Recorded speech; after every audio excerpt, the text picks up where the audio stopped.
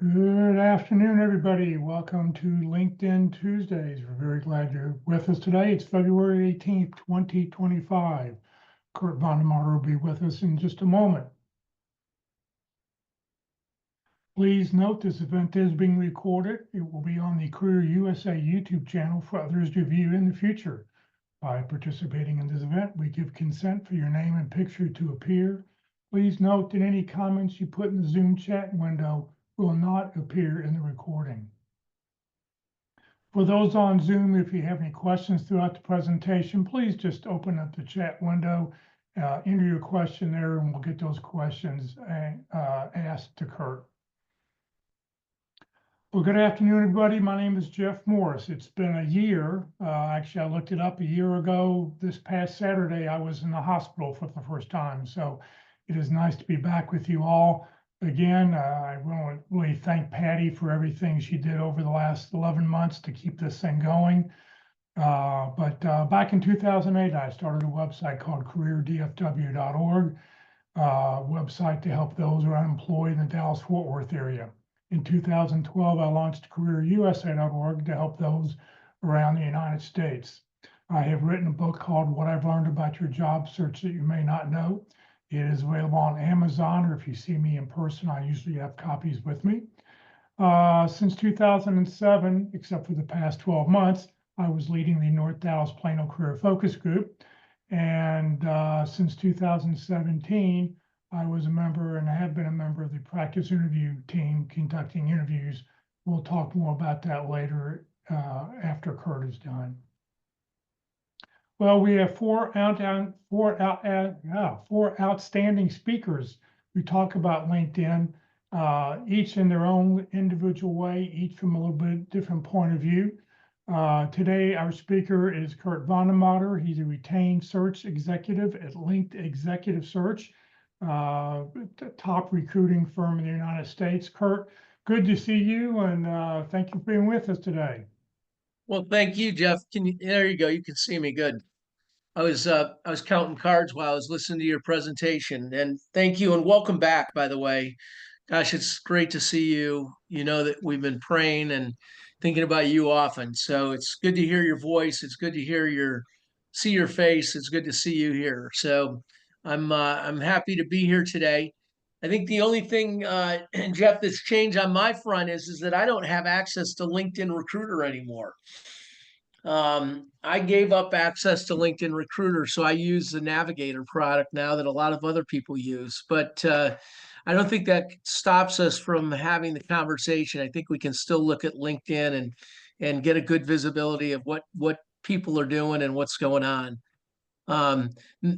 So I'll take over, right?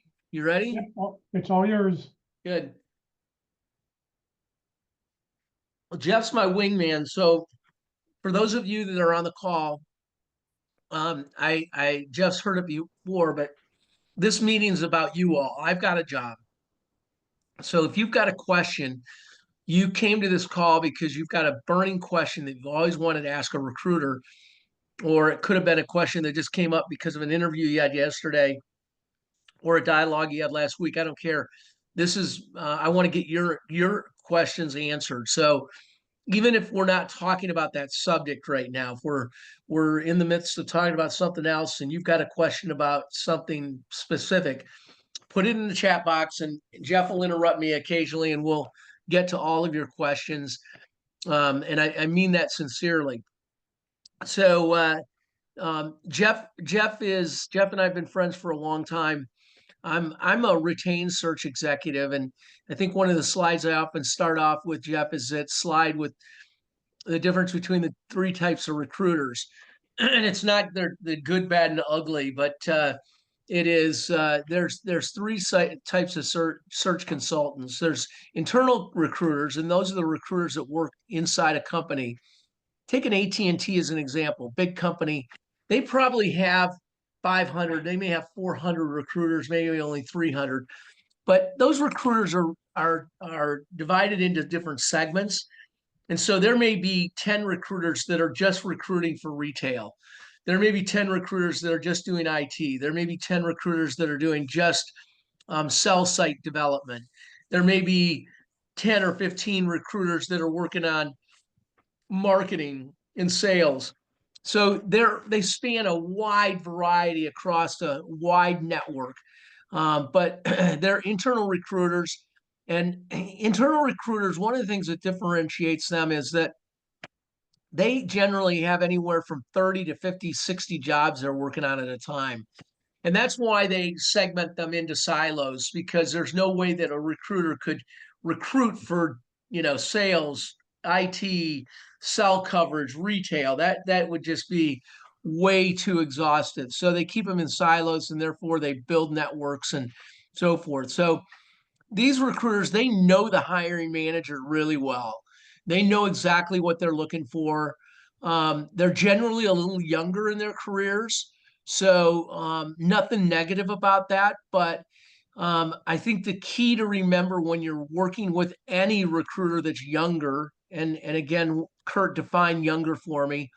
I'm defining somebody that's probably between 21, they've just come out of college, and they're 24 years old. And that's the young I'm talking about, maybe 26, 27. But um, a lot of those folks, because they haven't worked in corporate America for very long, they're very specific as far as what they're looking for. So if you've been a customer service manager, but they're looking for a customer service retention acquisitions manager, even though you do the exact same things, because your title is different, they may not have a conversation with you, just because they can't see the forest through the trees. So I won't get into a lot of detail there. Those are internal recruiters. Then there's outside recruiters. There's contingent recruiters. And these firms, a company that might have a sales vice president open, they may hire 3 contingent recruiters, sign contracts with 3 different recruiters, that if one of those recruiters brings them the candidate that they hire, they get paid a specific percentage of the salary. They don't get any money up front. Generally speaking, if it's a larger organization, their HR department is continuing to look for candidates.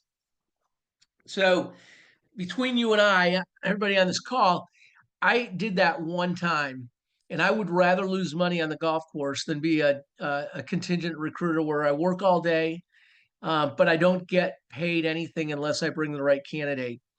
So I took on and learned the retained search business. And when a company, a family, an organization hires a retained search, we are exclusive. We're not competing against anyone else. We get paid a retainer up front. But now they've got skin in the game, and we've got skin in the game. And why is that important to me, and why is it different? I'm working for a family business and looking for an oil production manager.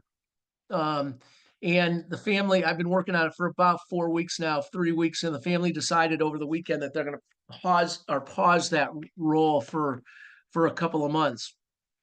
So if I hadn't taken a nice retainer, I would have worked the last 2 months, the last 30 days at least, on that job and not gotten paid anything. So that's, I want to complete the job. That's my goal, and I will complete the job. The family will hire this. It will just maybe be a little different than what we're looking for today, but that's the difference. So how do you communicate? That's what's really important. How do you communicate with the different recruiters? First and foremost, it's important to know the difference between the 3, so that if you get a call, you're driving down 75, you're driving wherever you live, because I know there's people on this call from all over the country.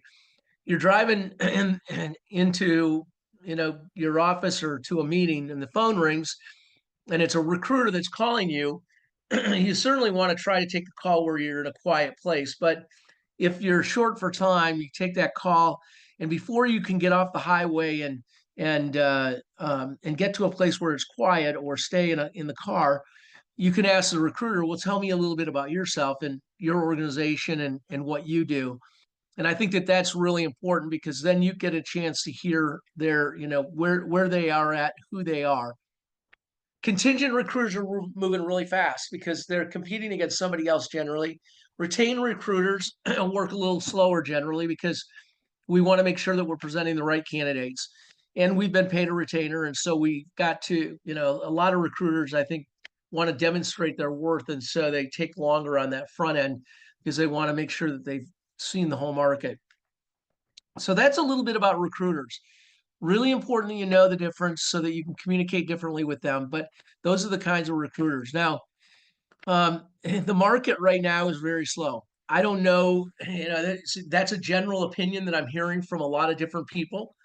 And so I'm, you know, complete transparency. I'm a single shingle, okay?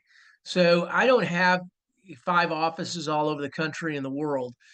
But what I do have is the fact that Forbes magazine recognizes me, Linked Executive Search, as the top retained search firm in the state of Texas and number 13 in the United States. And I'm competing against Korn Ferry and Stanton Chase and all the biggest firms that have offices all over the world. So because of that, my phone rings and I get calls from families and organizations and businesses that I probably wouldn't get if I weren't in the Forbes list. So I do have a pulse on the market, and I do have conversations with recruiters and people in the business all the time. And I would suggest that my angst has been that 24 was very slow for most organizations and recruiting in general, and there wasn't a lot of hiring that was going on. 25, we expect it to pick up, but I think that we're still waiting on some uncertainties in what's going on. And I think you all have newspapers and TV, so I'm not going to go into that excursion, but you know what's going on. And I think that there's you know, everybody that I talk to that comes from the PE side, the private equity side, or the M&A side, and I have a lot of contacts and conversations with people like that. They keep telling me, Kurt, don't worry, it's just going to be through the first quarter. It'll pick back up in April. So I have a lot of confidence that 25 is going to be a blockbuster year, but it certainly isn't started off to be that yet. Um, at the same time, as a candidate, what I want to encourage you all to do is continue to work through and plow through that time period. There's a lot of candidates that call me and they say they're going to take off between Thanksgiving and New Year's because nobody hires during that period, and that's not true. And for me to say that nobody's hiring at this point is not true either. It's just a little bit slower, and companies are taking a little bit more time. And I think they're trying to evaluate you know, the deep waters. I'm in Dallas. Jeff is in Dallas. Southwest Airlines just announced yesterday that they're going to let 1,800 people go out of their executive offices. 1,800 is a lot of people in an executive office. They're not. This is not expecting flight, you know, flight crews, pilots, flight attendants, gate people, and so forth. It's the executive offices, and so that's a lot of people that are going to hit the market in Dallas that have got varieties of backgrounds from IT to marketing to sales to operations. Hold on, I'm going to let that go.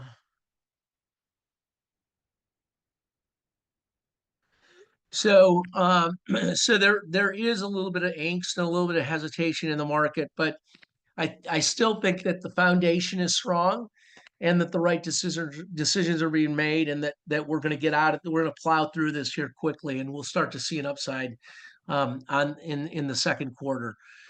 So those are some first thoughts and instincts, Jeff. What questions are popping up? Because I did see a few questions there. There haven't been any questions popped up yet. Got it. Okay. So one of the things that we're going to talk about, and I can take you into Sales Navigator because it's still. Let me open up that, Jeff, while I'm talking. Even though it doesn't give me the full visibility that that I used to have, I can carry on a good conversation and show people what it looks like. So let me get there, and let me get there, and let me go here, and then I go down here and share screen, right? And I'm gonna share this one here. See how good that worked. Okay, everybody see a screen now? Yes. Yes. So Yes. this looks, most of you have got Sales Navigator. I could have one of you teach me how to do this even better than what I'm doing. But I think the key is that whether you're using Sales Navigator or you're using LinkedIn Recruiter, and again, full transparency, I've been using LinkedIn Recruiter now for 6 years, and the cost just got to be prohibitive. And because business is a little slower, after the first year, I decided to drop it. And so I don't know if I'll go back or not. There are a lot of AI products out there right now for everybody that are really cool, that are being developed and designed for retained search executives. Um, and it takes a different approach to finding candidates. So we can talk a little bit about both of those, but the bottom line is, and Sales Navigator is really for not only for people like recruiters, but it's also for people that are trying to build on to their businesses. But it still gives me the opportunity to look at. Hold on, let me go back here to. Okay, so it still gives me the ability to search for candidates that are within a certain company, headcount, some of the past companies. What does their company do? Over here on the left is where I'm at, company type, where their headquarters location is. I can look for people that have different functions, business development, or I can look for seniority level, past titles, okay? I can look at their geography, the industries. If I know their name, I can do that. Schools. Then I can go over here on the left and I can look at connections, people that I'm connected to, past colleagues, how many people have changed jobs within a certain period, posted information on LinkedIn. That might be important. So it doesn't give me the ability to quite, Jeff, that I used to have when I was using LinkedIn Recruiter. And I've really only started to do 2 searches for in the new year. So I'm not even a pro on how to use Navigator yet. I'm learning as I go. But I think that the key is, and as we talk about, let's just go into. Let's go to function. Let's go to accounting. Let's go down to seniority level, and let's go to a director, and then geography. Just out of curiosity, let's go to Detroit, Michigan. Okay. So I still have the ability in here, and I still have the ability to see a lot of candidates and a lot of different things. I just don't have. I can still send in mails, but you still see the green wreaths. Okay, so I get to see when candidates are open to new opportunities. I get to see. So let's just click on a profile, and I think that what you get to see is what I really want candidates to see is a chance to look at somebody else's profile. So see if it pulls up. Okay, so I get an opportunity to see where her experience is. But to be quite honestly, Alina's not done a really good job of giving me a lot of information about the companies that she's been with. Certainly, she's got all of the different organizations that she was with. She was with E&Y for a long time, so that may be why she's kind of, riding on those morals. But up here, she's not given me a whole lot of information about herself. Okay. And this is where I think candidates make the biggest mistake, is not using the about section to tell recruiters or everybody else about themselves. Now, she's not actively looking for a new job. So it doesn't surprise me that she wouldn't have a robust, I'm just curious who that, Dr. Scott Dell, don't know Scott Dell. But I still have the ability to send her a message. It's an in-mail message. I can type what I want here, or I can have I can build a template. So it gives me a lot of the same capabilities, Jeff. It just doesn't, it's not quite as robust as it used to be. But I think that this about section is really important for candidates to use the 2,500 characters that are allowed there to tell about what you've done, and not a copy and paste from your resume, but about what you've done and the accomplishments that you've had.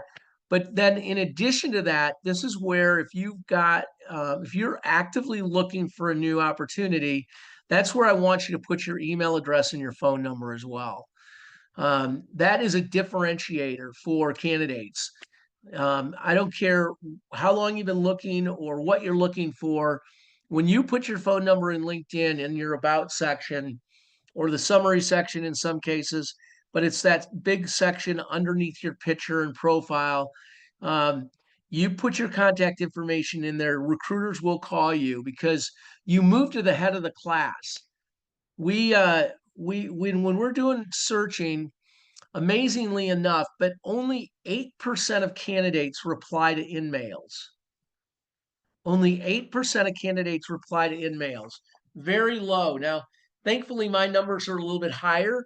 We'll see where they shake out in the Sales Navigator. I'm not really excited about what I've seen so far, but I've got to go get an inspection and have somebody tune me up a little bit on that side of it to make sure I'm sending good messages and doing it the right way and all that to capture candidates' attention. But my numbers used to be in the 18%. But imagine if I send 100 notes out, I only get 8 to 18 back. 100 messages, I only get 8 to 18 back. So if you're a candidate that provides us with your contact information, I can directly call you immediately. Now, it may be only a short call, but I can get some information immediately because you're right in my target zone. You're what I'm looking for, and you're the kind of people I want to talk to. So if it was me having the call, I would tell the candidate up front, I know I'm catching you off guard, but do you have 6 minutes? Are you actively looking? Why are you looking? What kind of roles are you looking for? So I get that out of the way, meaning if they're saying I'm a hybrid or I want a remote only, then I can get that out of the way immediately without even asking the question, because that's what comes up. And then I can generally get a ballpark on salary. So I can say, well, if you were to leave this role, what would be the target salary that you'd be interested in or looking for? So I can gather a whole bunch of data and then say to the candidate, this has been a great conversation. I'd love to continue because I don't even know much about you yet, but can I schedule a call? Can I send you an email with the job description? And can we schedule a call where we can talk for much longer? And again, you will get traction, you will get calls, and you'll get interviews because of that, just that alone. I think the other thing that you need to do is as candidates, the thing that you can do to beef up your LinkedIn profile. And LinkedIn really is the go-to. All of these other AI tools, I alluded to it earlier. So there's a lot of them out there, and there's nothing that you as a candidate need to do in regards to trying to be more appealing in the AI world than LinkedIn, because they're scraping LinkedIn. That's what they're doing. They're going out and they're doing the same thing that LinkedIn is doing, but they're just putting a different color lipstick on that pig. So they are, they do suggest that candidates that are more non-visible, example, Michael Dell might have a LinkedIn profile, but if you were to try to get to Michael Dell through LinkedIn, you'd never get there because he's got a team of 48 people that are working on that, are working for him per se. So I can't guarantee at that level, but for the most part, you've got solid contact information, or they are using LinkedIn as their number one, but then they're pulling speaker briefs and things like that. So what you can do, regardless if it's LinkedIn or if it's one of the AI platforms, the thing that you can do best for yourself is keywords. Um, if you're if you today have got a LinkedIn profile and you haven't done the exercise, and there's probably people that can train you how to do this better than I can. Terry Sullivan is a master at LinkedIn, and actually you can go to him as and use him as a consultant. So he knows the ins and outs and the algorithms of LinkedIn even better than I do. But if you haven't developed a list of keywords that describe you and what you do and what you've done, and those words aren't smothered throughout your LinkedIn profile, then you've got some work to do. That list should be updated on a daily basis. Every time you look at a job description, you should go through there and highlight the key words. Before you interview, before you send in a resume, you've got to identify the keywords to understand what the company is looking for.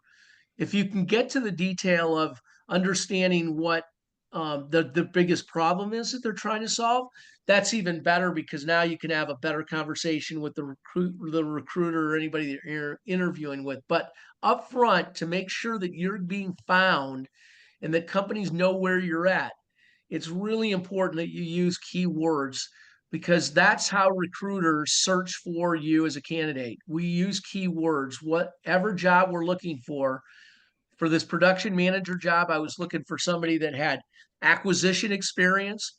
Yeah, that a drilling production manager does have acquisition responsibilities to try to find new wells. He's on the street, he's listening, he's got a lot of communication. So that person is responsible for acquisitions, data management, a whole lot of data coming into that organization. So being able to demonstrate your ability to use data. The third thing I was looking for was just well management. So what kind of communicator, what kind of leader was this individual? How could they communicate with their team? How could they communicate with their leadership team? I wanted examples of what they'd done in that category and some of the difficulties they've had, but what their successes were. And then lastly, I was looking for somebody that had experience in the reserve space, and that's just a term in the oil and gas industry. But anybody that's a production manager would know what that term means and could answer that pretty quickly. So as recruiters, we're looking for keywords, and we continue to pound those keywords into the different search engines that we have access to see if we can find candidates, new candidates to talk to. But then it comes back to just blocking and tackling, and that's where it comes into your network is your net worth. Making sure that your network knows that you are actively looking for a new job is absolutely critical. And here's why. I do all that work in LinkedIn, and I'm looking to find the person that's the production manager for the well. But what if that person doesn't have a LinkedIn profile? What if they're under the radar? So what I do in addition to LinkedIn and just trying to find candidates is I'm building relationships with suppliers. Who are the people that supply pipe and equipment and different tools and stuff for the people that are drilling the wells? Well, they may know of a production manager somewhere in the field that's actively looking. They're either going to get laid off, or their company's being acquired, or they're in a bad working situation. I build relationships with the Chamber of Commerce. I build relationships with different CEOs of even competitors in the market to just say, hey, I'm working for an organization that's much smaller than you are in your market. Who do you know that might be actively looking? You've been there a long time. You know a lot of people. So I'm activating my network. If I went into my LinkedIn, I've got, I think, 270 people in Midland that are connected to me. So I've sent them all a note that says, hey, who do you know in the Midland market that might be actively looking? They may be going to church with somebody. They may have a next door neighbor. They may have an uncle that's looking. So as a recruiter, I'm casting a very big net. As a candidate, you have to do the same thing. You've got to activate your network and make sure your network actively knows what's going on and that you're actively looking. One of the things you can do in LinkedIn is to put that green wreath around your head. I know a lot of candidates don't like to do it because it demonstrates a weakness that you're unemployed, you're actively looking. However, I would encourage you that it sends a very clear message to other people in your network. And so I often use one example of, Bob Matthews. He's the CEO of the company. He's looking for a new vice president of sales, and he's off for the holidays. But his admin is Sally, doesn't want to take that time off because she likes to spend time in the Caribbean down in April and May. So she stays back and works during those 2 weeks. And she knows that HR is looking for this vice president of sales already. But while she's just got time, she's all done all the filing. She's done all the work that she needs to do, planning for the first quarter. Everything's ready for Bob to come back. But she's going to spend some time on LinkedIn going through her network to see if she knows anybody. And if you don't have your green wreath around your neck, she may just fly by you. But when she comes by your profile, you haven't worked with her for about 12 years. And she's like, oh my gosh, I would never have thought that Jack was available or looking for a new job. I'm going to send him a note or I'm going to call him directly. So that's one of the many reasons that we put that green wreath around. I don't know a good reason to not put it on. Um, Other than if you're actively or if you're employed, you're still working for a company, then that would be a reason to possibly not have that on, and you wouldn't want your friends and cohorts and so forth to know that you were actively looking. Um, the other thing that you can do, and I tell everybody this, and it's interesting because I was on a call today with a young man that was he's a passive candidate, so he's got a job. He's in the distillery business, so he's selling wine and spirits and products. He really likes the startup environment and the kind of the breakthrough brands. But he's a passive candidate. He's got a job and he's not going to lose that job while he looks for a new job. But he said to me, at the end of the call, I'm going to make sure, Kurt, that I lean in on you back in the next, 60 days or so to make sure that that I'm, if I haven't found anything, that I'm still looking, and it just is an active reminder because I know that 10 minutes from now you'll probably forget who I am and what I do. And he's absolutely right. Okay. Now I do remember Mark because we have a real similar story and I think it's a great story. But what I want you to consider doing, he's working, so it's much more difficult. The conversations that he has have to be very, very confidential. So he can't do what I'm about to share with you. But the bottom line is there's a tool that I highly recommend to candidates. You can't buy this anywhere.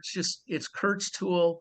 If it works, use it. If you like it, use it. If you're nervous about it, send it to 10 friends and ask them to tell you what they really think about the prayer letter. But the bottom line is that the first thing you've got to do, regardless if you do the prayer letter or not, everybody on this call, you've got a network. And I told you that your network is your net worth. But what it's important to do now is activate that network. Now is the time to build an Excel spreadsheet with everybody that you work with, that you work for, people that you've met on airplanes, people that you met at conventions, people that tried to sell you stuff. Everybody that is in business is on that list. For some of you, that may be 100. For some of you, it may be 1,000. But regardless, start building that list today. And on that list, I want their name, their email address, their phone number, and maybe just a comment section so that if you get comments or you get feedback from somebody that says, I may know of something, but it won't happen for another month or so, that gives you the ability to put a hard note in there, and it's a reminder to come back, or you can put in your calendar, but something that reminds you that you make sure that you get back to that individual. So the next thing you do is you've got the list. Now what I call it is activating your network. And what that requires you to do is literally pick up the phone and call everybody on that list. If you get their voicemail, it sounds like this. Hey, Bob, this is Kurt. Sorry that I didn't get you live, but I just wanted to call and let you know that I'm actively looking for new work and new opportunities. You're a very important part of my network. So I wanted you to know some of the companies that I'm looking at this month include, and you give them two numbers, two companies. And if you've got 12 minutes, I'd love to catch up and talk more about my search and maybe some of the people in your network that might be looking for a guy or a gal like me. Here's my phone number. I know you're a busy guy. Call me back at your convenience. Okay. So You send that note to them. You might just back that up with a quick email. Now you can validate that that's the right email address, because if it bounces, then you know that you might not even have the right phone number. And you do that to everybody in your network. You're trying to create conversations. But now remember that after you hang up the phone and that person says, I got a couple of ideas, or I know some people that you should meet and so forth, that you've got to be the pro. You've got to take the pro, the active side of this, because again, most people are going to forget within 20 minutes or 30 minutes that you even called. So if you get a bite and somebody says, hey, I'd like to introduce you to John, find out what John does and what company he works for, obviously, and all that, but then send Bob a note that says, hey, when you introduce me, here's some of the key points that you can, use to introduce me. Make it super easy for that person to follow up with that person. Now you've given him the talking points. All he's got to do is put a sentence on at the beginning and, hey, let's get together for lunch. I appreciate taking a look at my friend. Okay. So you make it super easy for the person that's got to write the email. You've taken all the work away from them. When you send that email to the person that's going to send the email, make sure you say, give me a follow-up and a heads up of when you're sending this note, so that I make sure that I've got a heads up and looking for his reply message as well. Okay. Excuse me. So we've activated our network. We've made all those calls. You can continue to make calls in month 2 and 3 and 4 if you've got a long list, but the key is we made the calls. Now what you've got to do is every month you got to keep that network hot. So that's where the prayer letter comes in. And the prayer letter sounds something like this. You take all those names and you put them all into a BCC. So note, don't send it to any twos, no CCs, just all BCCs. So that when people hit reply all, it goes nowhere. And it says this in the body of the email. It says, or in the subject line, it says, great people know great people. And then the body, it says, I continue to look for new opportunities, and some of the target companies that I'm looking at this month include, and you give them 3 or 4 names of companies. The reason, I'm going to stop there, the reason that we don't tell them company what we want to do is that many of you will intimidate 80% of your network. When you put your job title in there that I'm looking for introductions in the aerospace industry with people that do infrastructure, contingency compliance, regulated services, 98% of your network is going to look at that and go, oh my gosh, I don't even know what that is. Let alone do I know anybody that does that in the aerospace business. So if you instead say that I'm looking for opportunities with target companies like Southwest Airlines, I can say, I don't know the CEO of Southwest Airlines, but I know the CEO of American Airlines. Is that an introduction that you'd like? So that's why we use target companies instead of our titles. And then the letter continues to say, if you or anybody in your network has contacts with these or companies like these, I would greatly appreciate an introduction. Feel free to forward this note on to anybody in your network. And then the most important thing, is there anything I can do for you or a friend? Don't hesitate to call. I'll be back in touch in 30 days. Okay. So it's a quick and easy email, complete transparency. You can probably almost copy that letter every month, because not many people are going to remember it from the month before. But if you want to make additional personalizations and so forth, feel free to do so.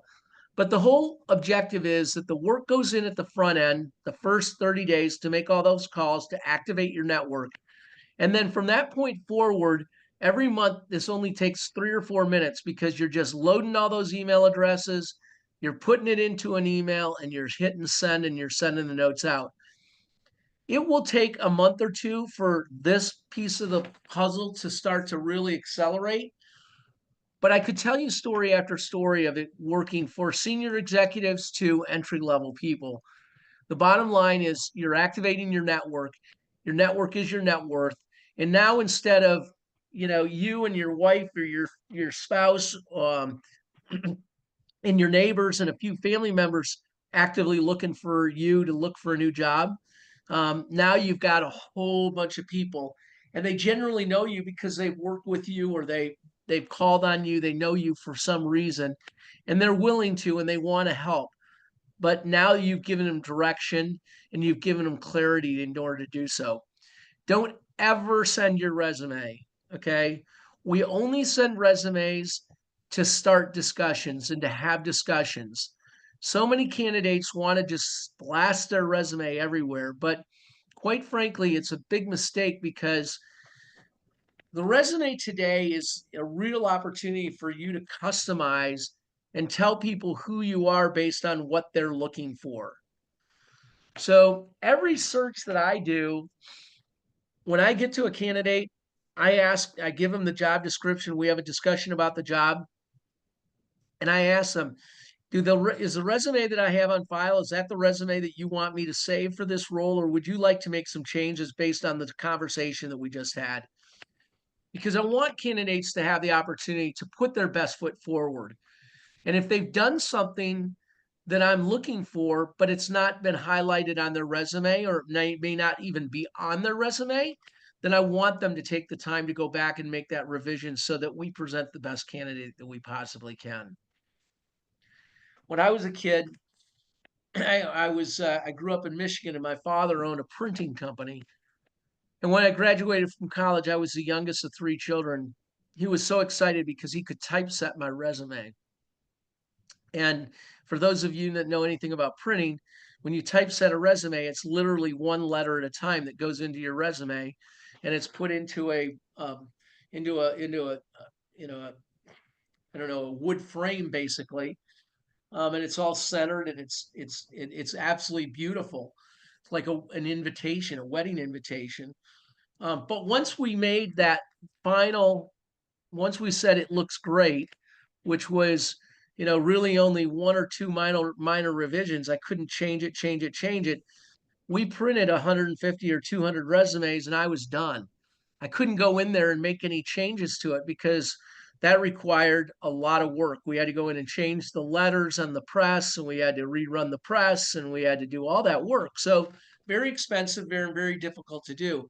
Today's technology allows us to make the changes to our resume by the minute. So make sure you're taking the time to customize your resume. Make sure you're taking the time to ask the questions. What are the biggest problems you're trying to solve? What keeps you up at night? To try to understand what this company is up against so that you can make sure that the resume that they've got and the one that you send is the most targeted resume you can possibly build for that company. How are we doing on questions, Jeff?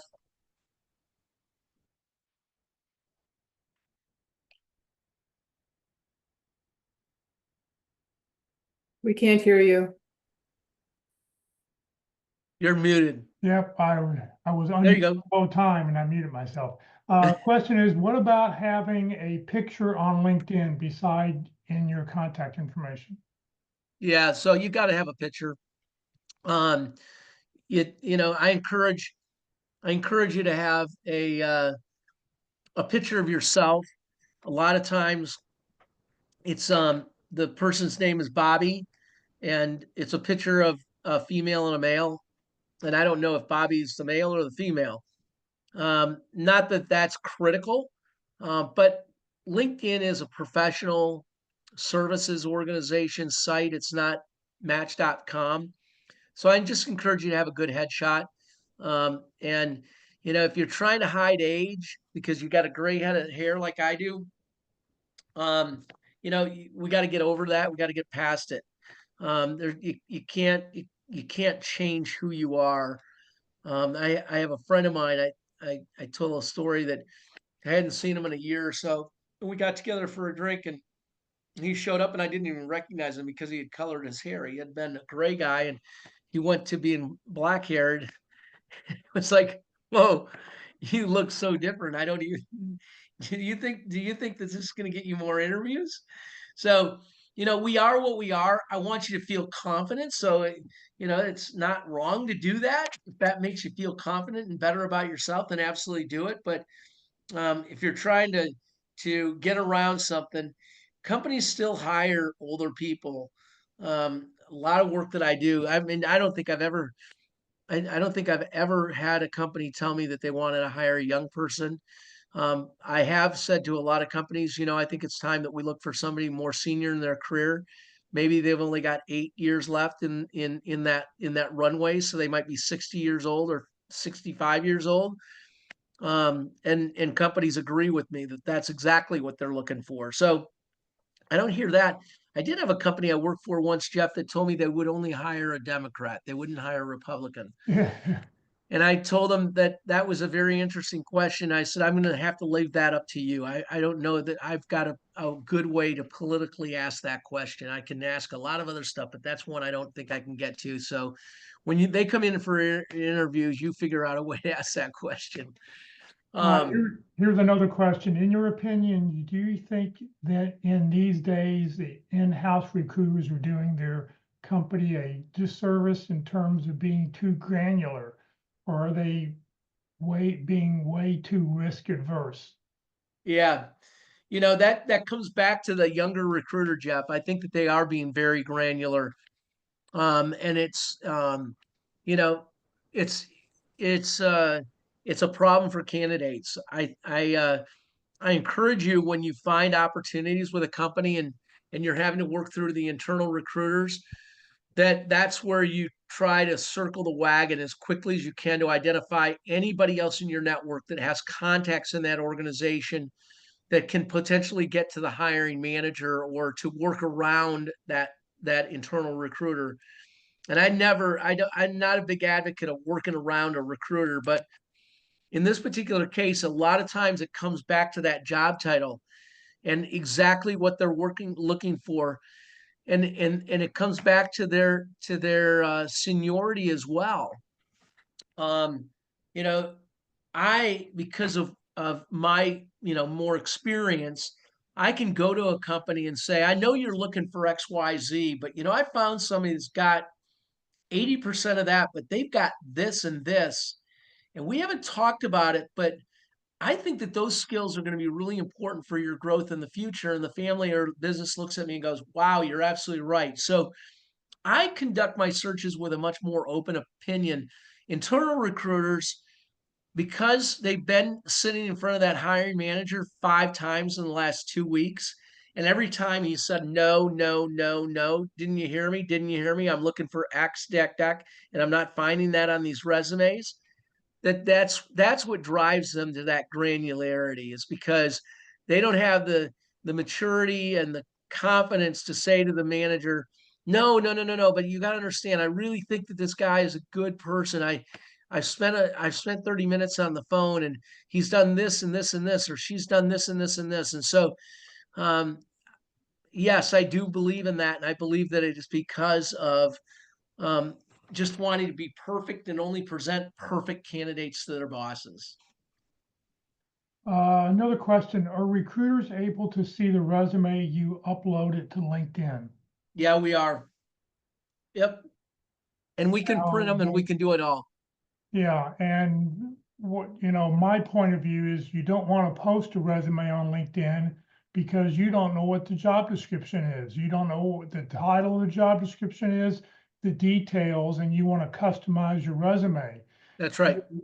You should fill in what you've done, whatever bullet points you have, you should have that listed underneath your job title or underneath the company you work for, have that information on there. But when you submit a resume, you want to make sure that it's customized to the job description. 100%. 100%. And it comes back to, again, the recruiter that looks at your resume and they only look at the top 2 lines and they don't see exactly what they're looking for, and they go to the next profile, but you've actually done all those things. Had you known, you would have put those three things in the top. So absolutely, absolutely, that's why I don't recommend it as well, Jeff. Okay. Somebody has, ask, can you do another demo of a candidate search? Looking Sure. for a product management and finance. Hold on.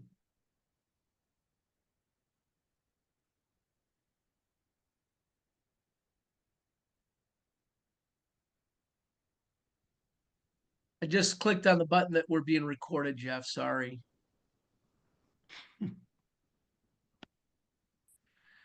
Okay, so we were looking for accounting. We want to look for product management.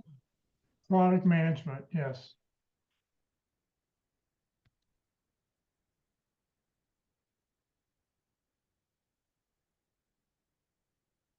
So they still give you the ability, a lot of different titles pop up, and this is really important. That's why I'm going to put in this one, but then I could go in and do product again. So this is the big difference between LinkedIn and an AI. And so, and is there a title that they want to look for? They just say product management and finance. Okay, I'm going to put it as experience manager, and then I'm going to put it in Yeah, he also popped in vice president. industry as finance.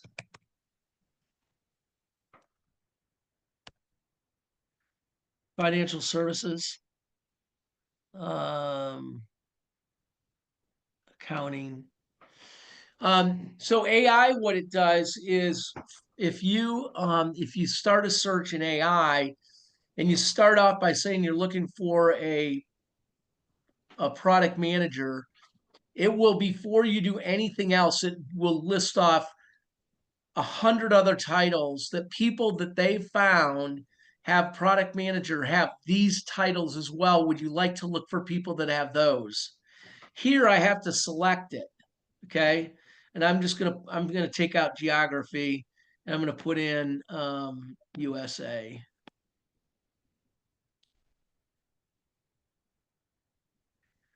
So that's one of the big differences between the AI products. And so here we got an experienced manager, product management specialist, product manager, United States, financial services, and accounting. Okay. Should we click on one of these? We can. So here's Todd, product manager, VP of product managers, Goldman Sachs. Before that, he was with Ameritrade. Okay. Now I haven't searched for any keywords, but you can see how quickly I can scan through this particular candidate to know if it's somebody that I want to have a conversation with. And then I take the action to either send him a note or to go find him at Goldman Sachs. I mean, if he's in New York, Goldman Sachs, I can certainly find a phone number and get to him at some point somehow.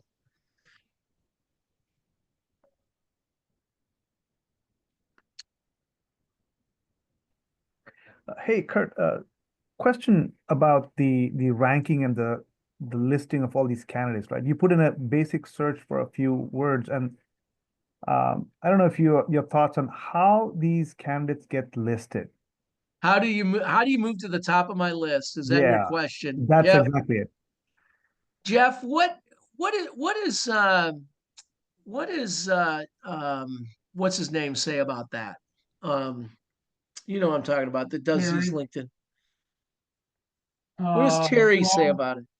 it's been a year since I've listened to Terry, so I can tell you, we can ask Terry next week. He happens to be our speaker next Tuesday, so I'll be sure to ask that. So anybody who's here, jump on the call and you'll be able to hear Terry's thing.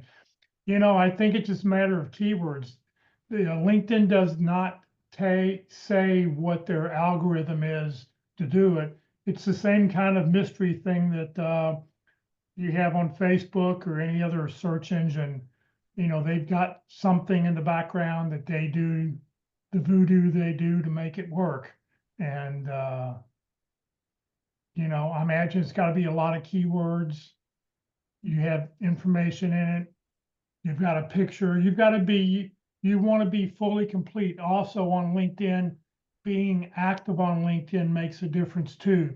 Are you liking comments? Are you posting something once a week? There are a number of things, and Terry will talk about it next week, that you can do to be active, and active members are ranked higher on LinkedIn. So that's really good. That's what I suspected it was, but I don't think that there's any magic to it. But understand that when recruiters, and I think that that's one of the things I wanted to demonstrate as I'm just going through these profiles really quickly, is that I can identify and determine pretty quickly whether or not this is somebody that I really want to talk to. And so it doesn't take recruiters long. We're looking for keywords. We're looking for location. We're looking for titles. We're looking for an email address and a phone number somewhere where we can grab something and send a note to you quickly. So those are all the kinds of things that we're looking for as we scan through LinkedIn. And when I allude to the fact that I can look at 100 profiles and send 20 or 30, 40 messages, I can do that in about 2 or 3 hours, because it doesn't take me long. I've got templates built for everything, but I can still customize the notes so it looks like I'm sending it just to you. And I can do it pretty quickly in the matter of, as I said, if I've got a dedicated time with no other with no interruptions, I can get through a whole bunch of profiles pretty quickly. Anybody else have a question before we wrap up?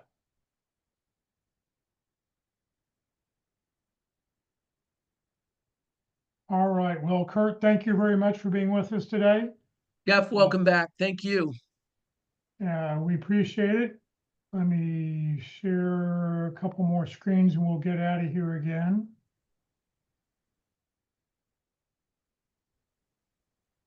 Next week, as I mentioned, Terry Sullivan will be with us to talk about how to tell your key contacts and prospects who you are, what you do, and how you can help. And hope he answered the question. He'll be I'll try to join you to get that as well. okay, that'd be great. So join Terry next week. Every week, where Career DFW and Career USA is putting on training every Tuesday, LinkedIn. Tomorrow on Wednesday, the practice interview team will be meeting in person only. They meet in person on the first, second, third, and fifth Wednesdays. On the fourth Wednesday of the month will be not tomorrow, but next Wednesday, they will be online, so you can watch a practice interview online. And actually, Jeff, I think Excellent. tomorrow is going to be online also due to the weather in the DFW area. Right. Oh, okay, they've changed things. So anybody you want to get online tomorrow, you'll be able to join them online and watch a practice interview. Yep. Thank you for that. Sure. And then this Friday, the North Dallas Plano Career Focus Group, Walt Glass will be with us to talk about selling ourselves in job interviews. Just basic techniques you need to do to get things going. If you're not a member of the Career DFW or Career USA LinkedIn groups, you're welcome to join in one both. We just passed over 15,900 members in the Career DFW LinkedIn group.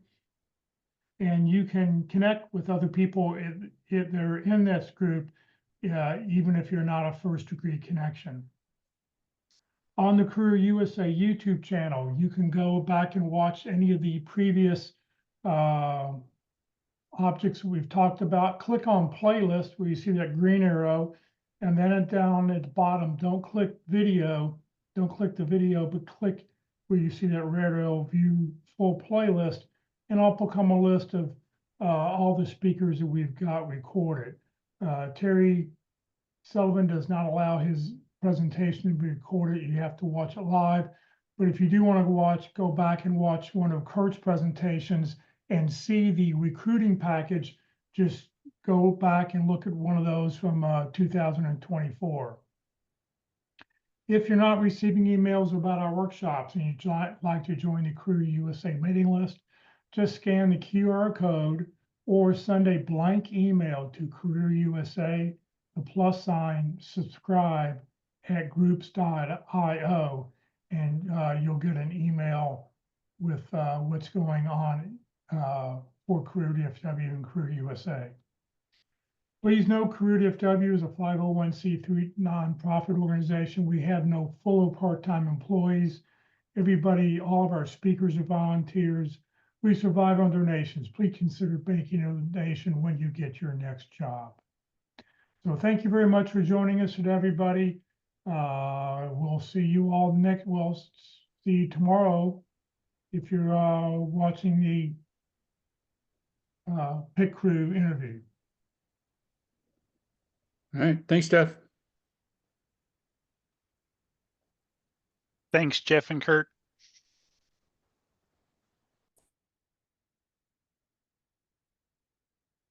Great to have you back, Jeff. Thank you. Thank you.